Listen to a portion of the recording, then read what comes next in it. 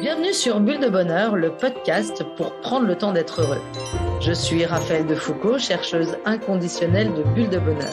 Aujourd'hui, nous vous proposons notre numéro 139 et nous avons la grande chance d'accueillir aujourd'hui Denis Penel. Bonjour Denis. Bonjour Raphaël, ravi d'être là. Il y a 4 mots qui résument à merveille celui que nous accueillons aujourd'hui à Bulle de Bonheur. Ces 4 mots, c'est défricheur, influenceur, manager et auteur. Nous avons une vraie chance de profiter de toi, Denis, de ton expertise sur le marché du travail. Et cette semaine, nous allons parler du bonheur avec une vision aussi particulière qui est celle de l'entreprise. Alors, Denis, qui es-tu? C'est qui le Denis défricheur? Alors, dans les années 2000, tu as été le directeur de la com de Manpower France, donc le travail temporaire. Tu es également expert marché du travail du think tank français Génération Libre et également intervenant à Sciences Po, dont tu es un ancien élève. Qui est ensuite Denis l'influenceur. Tu as été président dans les années 2000 du conseil d'administration d'Information Presse et Communication. C'est une association française qui regroupe 350 professionnels de la communication et des relations presse. Tu fais partie du classement des 100 professionnels des ressources humaines les plus influents au niveau mondial. Bravo. Tu es membre des think tanks européens pour lesquels tu contribues activement au débat. Que dit-on de Denis le manager? Alors, tu es directeur général de la World Employment Confederation. À ce titre, tu es en charge de promouvoir les intérêts des services pour l'emploi privé auprès des institutions de l'Union européenne et des grandes organisations internationales. Et tu gères une équipe de 7 personnes. Et puis pour finir, Denis l'auteur. Tu es conférencier, auteur de plusieurs livres, dont Travail, la soif de liberté, qui est paru aux éditions Erol en 2017. Et tu écris de nombreux articles sur le marché du travail. En résumé de résumé, tu es un spécialiste reconnu, même peut-être le spécialiste reconnu du marché du travail. J'ai hâte d'entendre ta vision du travail et de ses nouvelles réalités, comme nous le savons tous. Avec le Covid, tout est bousculé et partout dans le monde. Alors aujourd'hui, moi, je suis à Boston, toi, tu es à Bruxelles, mais je suis passée par le Canada et toutes les personnes que je peux entendre, cette réalité du monde du travail qui a changé, elle est valable absolument partout dans le monde. Oui, merci pour cette présentation. C'est toujours étonnant de se voir présenter de l'extérieur, mais écoute, ça correspond bien effectivement à ce que je fais et surtout à la diversité de ce que je fais. Je pense que c'est un de ces nouveaux éléments du marché du travail, c'est le fait qu'on soit tous, comme certains disent, des slasheurs, c'est-à-dire qu'on cumule aujourd'hui plusieurs activités professionnelles en parallèle. On peut être à la fois salarié, travailleur indépendant, ou en étant salarié, on peut cumuler plusieurs activités salariales. On appelle ça aussi le fait d'être polycentrique. Et c'est, je pense, aussi une vraie caractéristique du marché du travail aujourd'hui, c'est qu'on ne peut plus se définir de façon monolithique en disant simplement, voilà, j'occupe telle position. On a tous des centres d'intérêt multiples et variés, et je crois que c'est une richesse aujourd'hui sur le marché du travail. Allez, je change de regard. Alors, on va démarrer avec notre première question. Dis-moi, Denis, qu'est-ce qui te rend heureux dans ton quotidien? Cet exercice même est très intéressant, c'est comprendre quels sont ses besoins pour pouvoir être heureux. Et je pense que c'est vraiment un exercice qu'il faut faire chacun d'entre nous. Et moi, j'ai 3 mots pour répondre aussi à cette question. Moi, j'ai besoin de 3 choses qui se complètent. La première chose, c'est apprendre. J'ai besoin de nourrir ma curiosité. J'ai une soif de connaissance, de comprendre comment le monde fonctionne, et notamment le monde du travail, évidemment, quelles sont les évolutions. J'ai besoin de comprendre pour pouvoir avancer. Donc, ça passe par de la lecture, aller au cinéma, regarder la télé, Internet, écouter des podcasts notamment, dont les tiens. On a quand même cette chance formidable aujourd'hui et contrairement à ce qu'on peut entendre, je pense qu'on vit une époque formidable. Jamais la connaissance n'a été aussi accessible.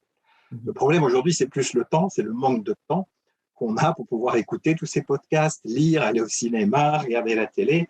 Et cette connaissance qui est aujourd'hui accessible d'un clic, c'est quand même formidable. De ton ordinateur, aujourd'hui, tu peux accéder à des cours du MIT aux États-Unis. Donc, on a une connaissance qui est là et qui, moi, me nourrit, m'enrichit tous les jours et c'est un de mes besoins.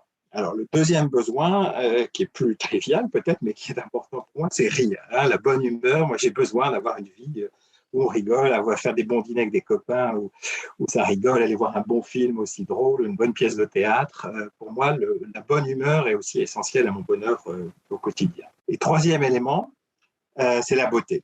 la beauté en général. Moi, j'ai besoin d'être entouré de beauté, que ce soit des personnes belles physiquement ou belles intérieurement, évidemment. Hein, la beauté intérieure est essentielle. Moi, je suis toujours ébahi devant un très beau paysage, un coucher de soleil ou un beau tableau aussi, une belle œuvre d'art. Ça m'émeut. L'intérieur d'une maison, un bel immeuble. Je suis très sensible à l'architecture aussi.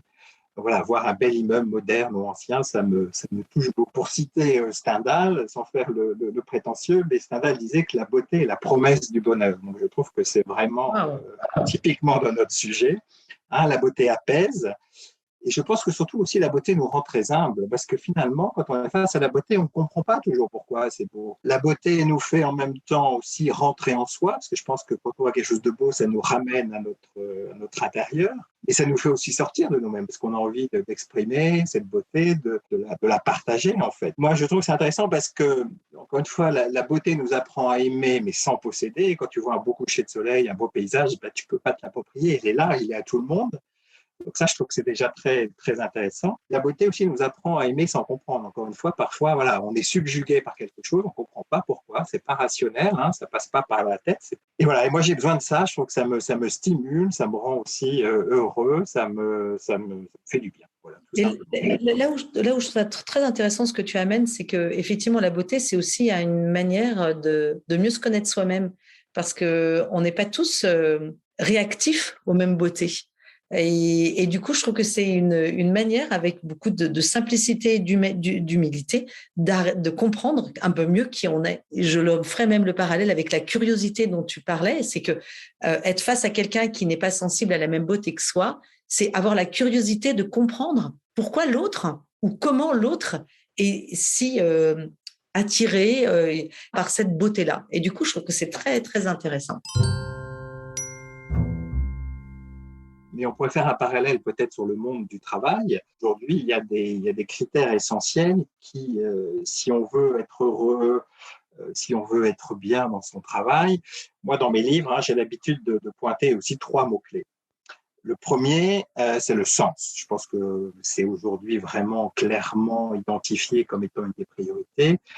Les individus ont besoin de comprendre pourquoi ils travaillent à titre personnel, hein, pourquoi j'occupe telle position, à quoi je contribue dans l'entreprise ou l'organisation pour laquelle je travaille, mais aussi de comprendre le sens ou la mission de leur entreprise. Et on le voit notamment chez les jeunes aujourd'hui qui disent « Non, moi je ne veux pas travailler pour telle entreprise parce que je ne partage pas sa vision, je ne partage pas son objet social, je ne suis pas d'accord avec ce qu'elle fait en termes d'activité. » C'est aujourd'hui vraiment une des caractéristiques des individus. Et la crise du Covid a vraiment mis ça en avant.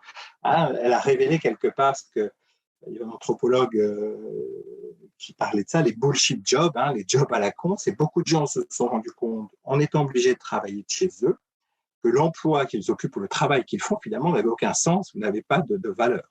Alors, ça passait quand ils allaient au bureau parce que finalement, c'était compensé par le côté sociable du travail. Donc, ils voyaient leurs collègues, ils faisaient partie d'une communauté. Donc, c'était sympa, ils en retiraient quand même quelque chose.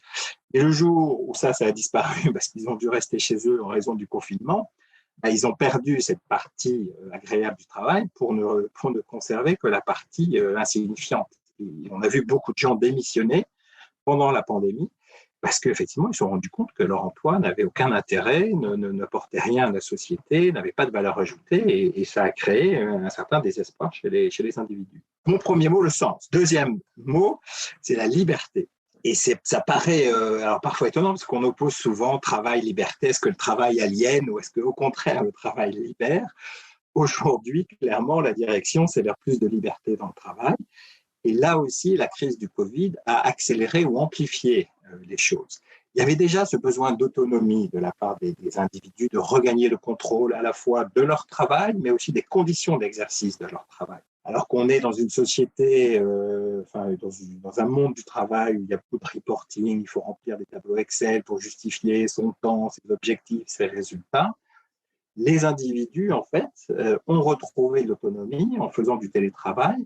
Parce que finalement, peu importe s'ils travaillaient de 9h à 5h ou de 6h du matin à 15h de l'après-midi, l'important c'était que le travail soit fait à la fin de la journée ou à la fin de la semaine. Et donc ce regain de liberté et d'autonomie dans le travail, Je pense que ça a été un des points positifs pour le coup du Covid. Il y a eu beaucoup de points négatifs, mais ça a été un point positif pour les individus. Ils ont retrouvé une autonomie dans l'organisation de leur travail. Et ça, c'est un facteur qui existait déjà avant la crise, mais qui a été amplifié, encore une fois, et qui ne va pas disparaître. Et c'est un petit peu comme si il y avait un cadre qui était défini par l'employeur et qu'à l'intérieur de ce cadre, finalement, le salarié a la liberté d'exercer la mission qui lui est donnée un petit peu comme il le souhaite. Oui, absolument.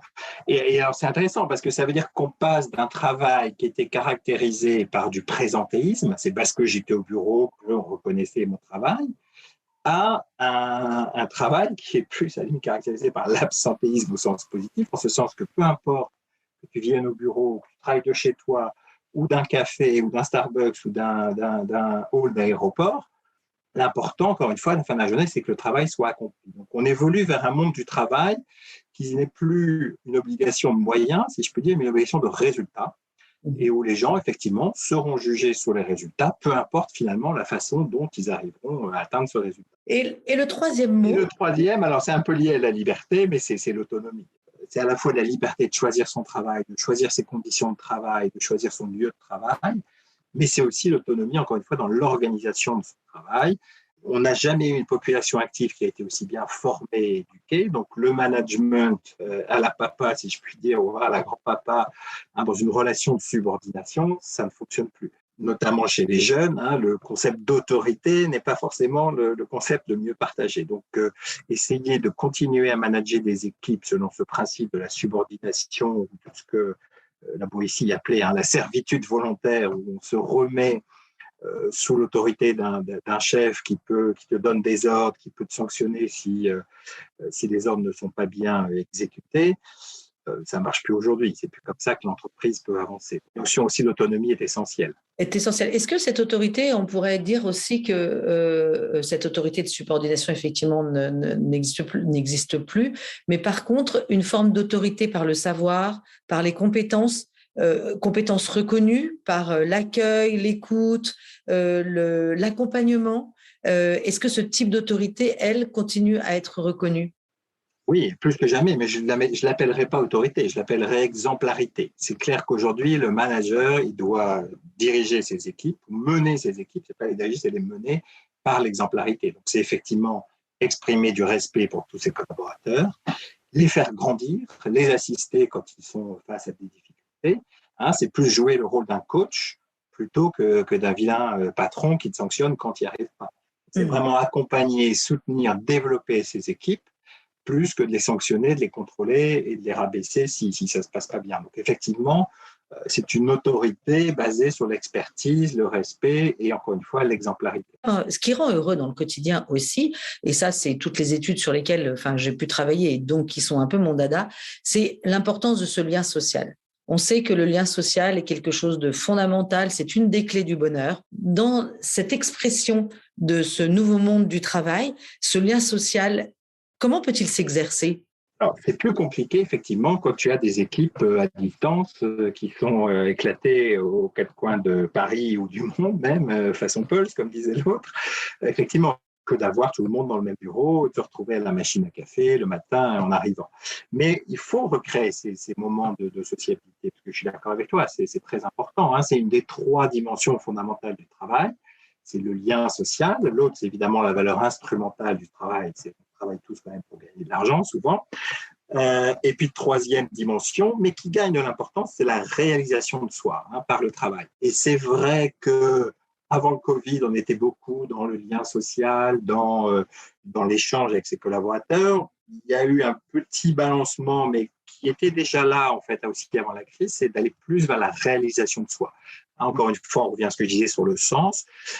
Les individus veulent avoir un travail qui a du sens, dans lequel ils peuvent s'accomplir, ils peuvent se développer, ils peuvent s'épanouir. Donc, la réalisation de soi est importante. Mais ça ne veut pas dire, effectivement, qu'on le fait tout seul dans son bureau, chez soi, à distance. Donc, il faut réinventer du lien social dans les entreprises. Alors, ça peut se faire à distance. Tu as des entreprises aujourd'hui qui n'ont plus du tout de bureau. Il y a une célèbre entreprise américaine qui s'appelle Basecamp. Il n'y a plus de bureau. Ils ont, je ne sais plus combien de collaborateurs, plusieurs milliers de collaborateurs, mais il n'y a pas de bureau. Donc, chacun travaille de chez soi.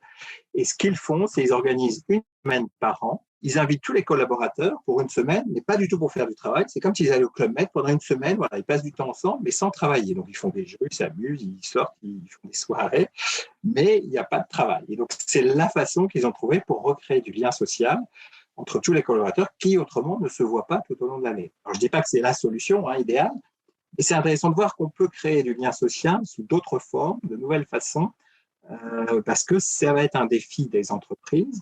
Encore une fois, le télétravail, pour moi, ne va pas disparaître. Il va s'organiser, se réglementer un peu, mais il ne reviendra pas à 5 jours par semaine au bureau s'il y a une possibilité de télétravail. Parce qu'encore une fois, les individus, les travailleurs se sont habitués à pouvoir faire du télétravail, à avoir cette liberté de s'organiser.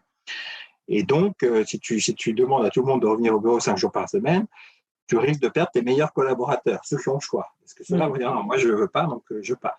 Un bon moyen aussi de créer du lien, parce que, en tous les cas, c'est nous ce que nous faisons en équipe, parce que moi, mon équipe, elle est effectivement à travers le monde. Et c'est qu'au début de chaque réunion, on tire une carte de mes jeux de minutes et on démarre avec ça. Alors, ça nous prend 10 minutes, donc pour que chacune, parce qu'on est que des femmes, puisse répondre à la question. Et je suis assez frappée de ce qu'on arrive à pouvoir échanger. Ce qui me frappe le plus, c'est que de ces réunions, je me souviens plus des réponses faites à ces questions sur mes collaborateurs que du contenu même de la réunion. Et du coup, c'était assez marrant parce que, on le sait bien, tout ce qui va toucher un peu plus l'émotionnel sont des choses qu'on retient parce que notre mémoire, elle se fait par cet émotionnel. En tous les cas, c'est une belle piste et ça nous relie bien. Ça nous lie bien. Absolument. Alors, moi, ce que je fais avec mon équipe parfois, c'est j'organise des réunions sans agenda. Donc, j'ai dit, voilà, on se retrouve tous à telle heure en Zoom, donc en distanciel, mais il n'y a pas d'agenda. Donc, vous venez avec vos sujets, vous racontez ce que vous voulez, vous mettez sur la table les points que vous voulez aborder, mais il n'y a pas d'agenda. C'est aussi une bonne façon de recréer cette convivialité informelle que tu as à la machine à café. Une valeur humaine qui te rend heureux. Alors là, je répondrai de façon tout à fait personnelle et sans hésitation. En même temps, voilà, pour moi, c'est l'amour. C'est quand même l'amour qui nous guide. C'est aimer et se savoir aimer. La vie est ainsi faite qu'on ne peut pas se passer d'aimer et d'être aimé. Et donc, quand je dis l'amour, c'est évidemment d'abord l'amour pour son conjoint, l'amour pour ses enfants, l'amour pour sa famille au sens plus large, ses amis. Je pense que l'amitié, pour moi, c'est une forme d'amour. Il n'y a pas la relation physique charnelle de la relation amoureuse, évidemment, mais c'est quand même de l'amour. Et en fait, pourquoi l'amour est si important ? Parce que je pense que c'est ce qui nous pousse à donner aussi le meilleur de nous-mêmes. C'est l'amour qui est à l'origine des plus beaux romans, c'est l'amour qui est à l'origine des plus beaux films, le cinéma, des monuments. Si tu penses au Taj Mahal en Inde, c'est quand même un des plus beaux monuments dans le monde, c'est la construction d'un homme très triste qui a perdu sa femme et qui a construit un magnifique mausolée pour se souvenir d'elle. Donc je pense que vraiment l'amour nous stimule. Et ce qu'on disait aussi sur la beauté peut s'appliquer à l'amour, sur le fait que c'est à la fois, l'amour c'est aussi une façon de se connaître, mieux se connaître soi-même, mais aussi d'aller vers les autres. Et dans la relation d'amour, tu as toujours à la fois cette quête d'altérité, tu cherches toujours ce qui t'attire dans l'autre, c'est la différence, c'est le mystère de l'autre, l'énigme de l'autre, mais tu cherches aussi un peu de toi-même dans l'autre. Pour dynamiser son couple, le faire vivre et l'enrichir perpétuellement, il faut toujours garder cette petite part de mystère et d'énigme dans l'autre, c'est aussi ce qui nous attire. Le jour où tu sais tout de quelqu'un, souvent, c'est... Tu perds un peu du mystère et tu perds un peu de la soif de l'amour. J'en profite pour faire ta propre pub, tu vois, parce que ma femme et moi, nous sommes abonnés à Un temps pour deux, tu sais, ces petites fiches que tu fais tous les mois, là, et c'est vraiment génial, tu vois, justement pour entretenir l'amour dans le couple, entretenir la discussion dans le couple. C'est très, très bien fait. Et alors, moi, je conseille à tous les auditeurs de regarder ça, c'est vraiment génial. C'est une façon de s'obliger, entre guillemets, à se poser, de prendre un quart d'heure, 20 minutes, pour lire cette fiche et travailler avec son conjoint sur cette compréhension du couple, la communication dans le couple. C'est vraiment super et très bien fait. Merci. Écoute, je suis très touchée. Ravie que ça vienne répondre aux besoins des couples. Si on retouche un petit peu ce domaine de l'entreprise sur ses valeurs, aujourd'hui, est-ce qu'il y a davantage d'une place pour l'expression des valeurs de chacun ? Est-ce que l'entreprise défend des valeurs ? Enfin, en tous les cas, moi, dans ma propre entreprise, c'est quelque chose qui est très prégnant. C'est pour moi fondamental. Je suis là pour avancer et défendre des valeurs. Du coup, ça vient nourrir en fait l'éthique de mon entreprise, ça vient nourrir mes choix aussi pour rester toujours recta derrière ces valeurs qui me semblent fondamentales. Est-ce que ça se diffuse un petit peu dans l'intégralité des entreprises? Est-ce que les salariés sont intéressés par ce type de démarche? Oui, absolument, même plus que jamais, je dirais, hein, notamment encore les jeunes générations. Aujourd'hui, le choix d'un emploi se fait évidemment sur l'intérêt du poste proposé, sur la rémunération dans une certaine partie, mais clairement les valeurs de l'entreprise, la mission de l'entreprise, est-ce que l'entreprise respecte ses collaborateurs, qu'elle les fait grandir, encore une fois, c'est un critère aujourd'hui essentiel pour les jeunes et les moins jeunes hein, pour choisir un emploi. C'est évident. Alors, avec ce bémol, c'est que tu as aujourd'hui certaines entreprises qui affichent des valeurs magnifiques sur les murs de leur entreprise et puis qui, au quotidien, les bafouent régulièrement. Donc, à partir du moment où on affiche des valeurs, la contrainte, c'est de les respecter et de les mettre en œuvre. Et là, encore une fois, aujourd'hui, c'est très vite perçu. Donc, s'il y a un décalage entre ce que l'entreprise affiche comme valeur, mais sa pratique au quotidien, souvent ça se passe très mal et là, elle aura aussi des difficultés à retenir les collaborateurs qu'elle a. Mais c'est clair qu'avant, on demandait à l'individu aussi de laisser sa personnalité à la porte de l'entreprise. Hein, on voulait plutôt des bons petits soldats qui arrivent dans l'entreprise. Et aujourd'hui aussi, ça a changé. Donc, l'évolution, elle est aussi côté des individus. Hein. Donc, les entreprises, voilà, essayent d'avoir des valeurs. Et les individus aussi ont des attentes nouvelles par rapport au monde du travail. Et ils veulent que l'on respecte mieux, que l'on prenne mieux en compte leur singularité, leur personnalité dans l'entreprise. Mais ce qui est aussi une richesse, hein, l'entreprise doit comprendre que ça ne sert à rien d'avoir les mêmes profils et les mêmes personnalités au sein d'une entreprise. La richesse, encore une fois, c'est la confrontation de personnalités différentes, de personnes de cultures différentes, avec des idées différentes. C'est pas toujours plus facile à gérer, mais c'est la façon de progresser aujourd'hui et de faire avancer les entreprises. Donc les valeurs, oui, mais à condition qu'elles soient respectées et mises en œuvre, et aussi en prenant compte pour l'entreprise de la singularité ou de l'individualisation ou de l'individualisation de la relation de travail, ne plus traiter tous ses collaborateurs comme un troupeau. Il faut faire aujourd'hui du sur-mesure et reconnaître la singularité de chacun. Avant, peut-être que les choses étaient très, très centrées au niveau des compétences et qu'aujourd'hui, ça se centrerait davantage au niveau des valeurs, au niveau de l'organisation du travail, de l'accompagnement, donc quelque chose de beaucoup plus humanisé et beaucoup moins rationnel. Comment aussi tu gères les émotions des individus dans la relation de travail? Passons à notre troisième question. Raconte-moi un événement qui t'a rendu particulièrement heureux. Alors, j'avais bien sûr pensé, c'était lié à l'amour, à mon mariage et puis à la naissance de mes enfants. Bon, je pense que c'est une évidence pour tout le monde. Donc, je me suis dit, allons un peu plus loin. Et en fait, c'est aussi lié quelque part à une naissance, c'est la parution de mes livres, et notamment mon premier livre. Quand je l'ai reçu, quand je l'ai vu, je l'ai pris dans les mains, et puis après, je l'ai même vu dans des librairies. Je peux dire, ça m'a fait vraiment chaud au cœur, d'une part, parce que c'était l'aboutissement d'un long travail, hein, de réflexion, de recherche, d'écriture. L'écriture, ça peut être parfois douloureux. Hein. Je pense que chacun des 3 livres que j'ai publiés à ce jour, j'ai dû les écrire chacun 3 ou 4 fois. Parce que tu fais un premier jet, tu es tout content à la fin, puis tu laisses reposer un peu, et puis tu le relis 3 jours après, puis voilà, mais c'est pas bon du tout ce que j'ai écrit, donc il faut recommencer. Donc tu repars, tu remets ton ouvrage sur le métier, comme on dit. Une fois que cet exercice-là est terminé, que tu as trouvé un éditeur et que ton livre est publié, c'est vraiment une grande satisfaction personnelle, un grand bonheur. Moi, le livre, ça m'intéresse parce qu'à partir du livre, voilà, je peux le diffuser, il y a des gens qui vont le lire, je vais pouvoir partager ma vision, l'évolution du travail, engager des discussions. Donc, cette idée de transmettre, d'éduquer, entre guillemets, ou ce travail un peu pédagogique, ça me stimule aussi beaucoup, j'aime beaucoup ça. Donc, c'est aussi en ça que l'apparition d'un livre, pour moi, voilà, ça m'est très cher et ça m'a rendu très heureux. Ce que je comprends dans tout ce que je fais et ce que je publie, c'est pareil. Je trouve que le plus difficile quand on écrit quelque chose, c'est le point final. Se dire, j'y retournerai plus. J'arrête. J'arrête, hein, parce qu'il y a toujours moyen d'améliorer. La perfection n'est malheureusement pas de ce monde. et du coup, il y a un moment, c'est important d'arriver à y mettre un point final. Sinon, ça reste dans les cartons toute sa vie. Passons à notre 4e question. Raconte-nous ton secret pour être heureux. Je pense que être heureux ou le bonheur, malheureusement, n'est pas un état permanent.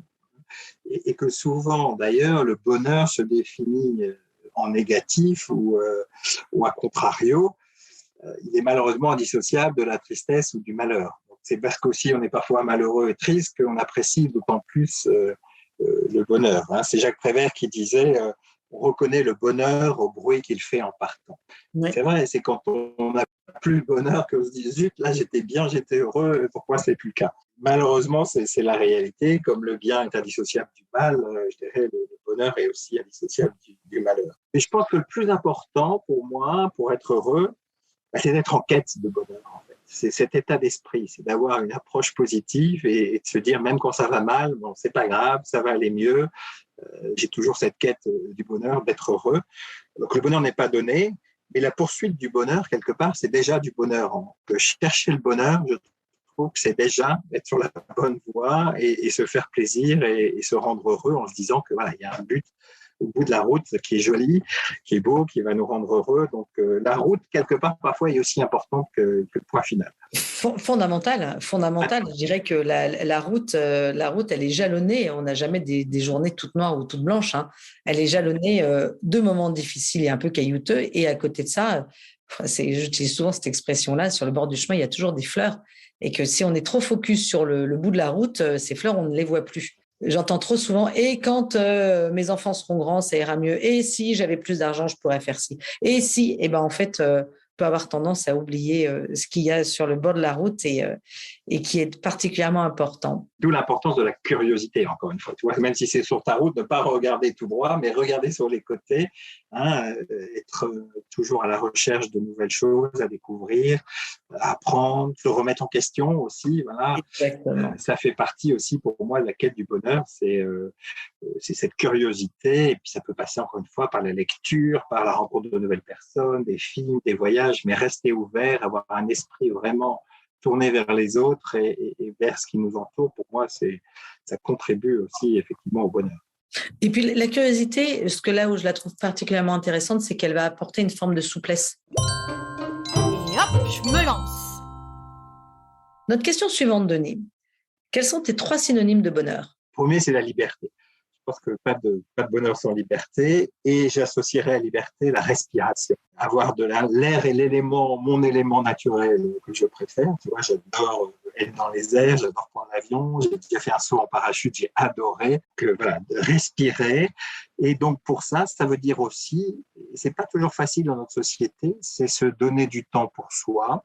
C'est être seul. Moi, j'ai besoin d'être seul, tu vois. Et en fait, ce qui m'a le plus manqué pendant la pandémie et le confinement, c'était les voyages. Parce que je voyageais beaucoup pour mon travail et que je sois dans le train ou dans l'avion, c'était des moments, voilà, où je me retrouvais avec moi-même, je me posais, j'avais le temps de sortir du quotidien, vraiment de réfléchir, de poser des questions. Et ça, j'ai perdu ça et ça m'a beaucoup manqué. Là, je suis en train de remettre ça en place.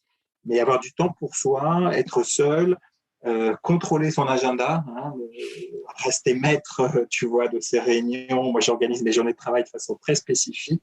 Hein, j'essaie de garder le matin pour des moments de réflexion, de rédaction. Quand je dois écrire des notes ou lire des documents, je fais plutôt ça le matin et je fais plutôt mes réunions l'après-midi parce que je suis mieux réveillé. Donc voilà, cette liberté pour moi, essentielle au bonheur. 2, j'en ai déjà un peu parlé, c'est la transmission. Pour moi, c'est très important. Alors, je viens d'une famille où on ne transmettait pas grand-chose, tu vois, donc j'ai sans doute une frustration de ce côté-là. Donc, j'essaie de faire ça avec mes enfants, déjà leur transmettre des valeurs et des idées, des pensées, mais aussi la transmission plus large à travers la rédaction de livres. Hein. Moi, j'anime aussi beaucoup de conférences sur la base de mes livres. Donc, tu vois, je fais un peu un travail pédagogique, d'explication. Pour moi, ça, c'est très, très important. Et c'est à la fois transmettre et puis être dans l'échange, encore une fois, dans l'interaction. Donc, voilà, avoir des discussions, des échanges, on n'est pas toujours d'accord, mais c'est ça, encore une fois, qui enrichit notre vie. Et puis, le 3e synonyme, pour moi, c'est trouver sa place ou être à sa place. Être connu pour ce que l'on est, pour ce que l'on fait, pour ce que l'on défend comme idée ou comme valeur. Je pense que c'est essentiel aussi que chacun trouve sa place. On a tous notre place dans la société, mais encore faut-il trouver cette place et s'y sentir bien.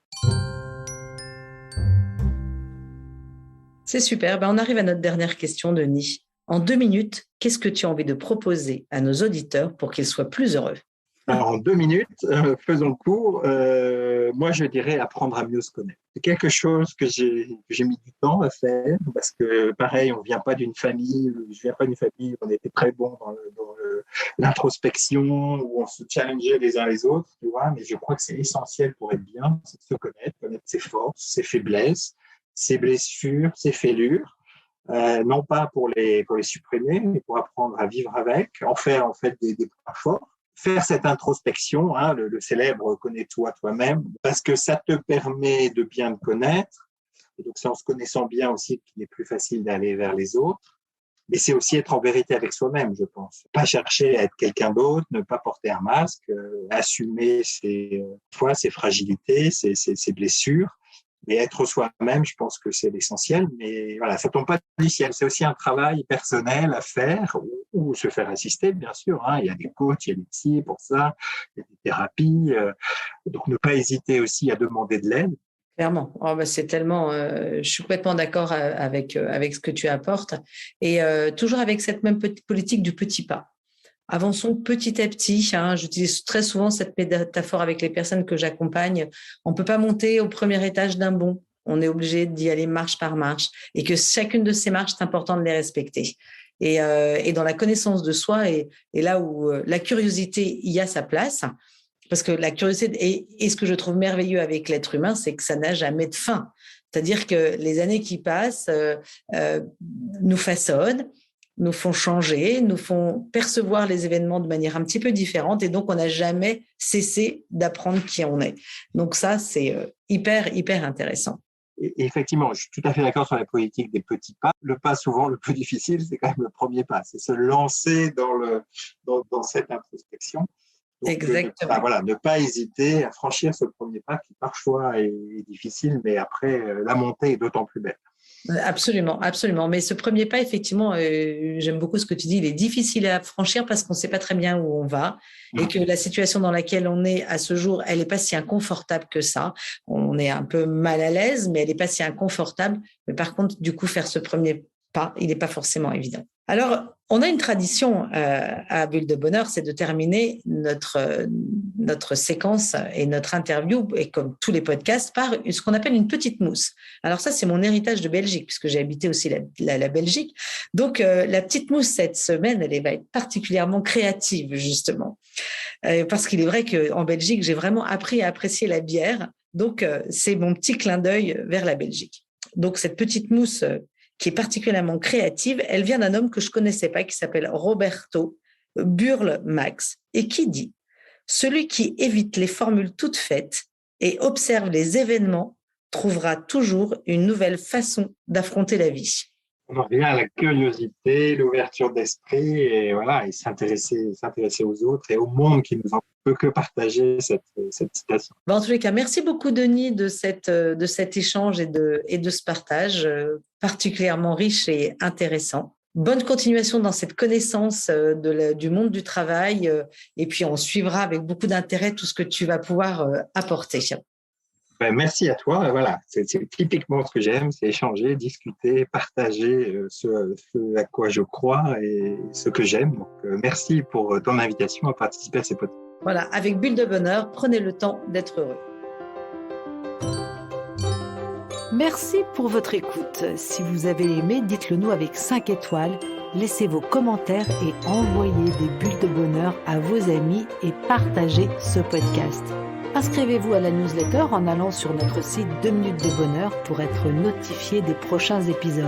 C'est aussi très facile de nous trouver sur les réseaux sociaux, Facebook et Instagram. Il suffit de chercher 2 minutes de bonheur. Bulle de bonheur est propulsée par 2 minutes de bonheur, des outils pour créer du lien et prendre le temps d'être heureux.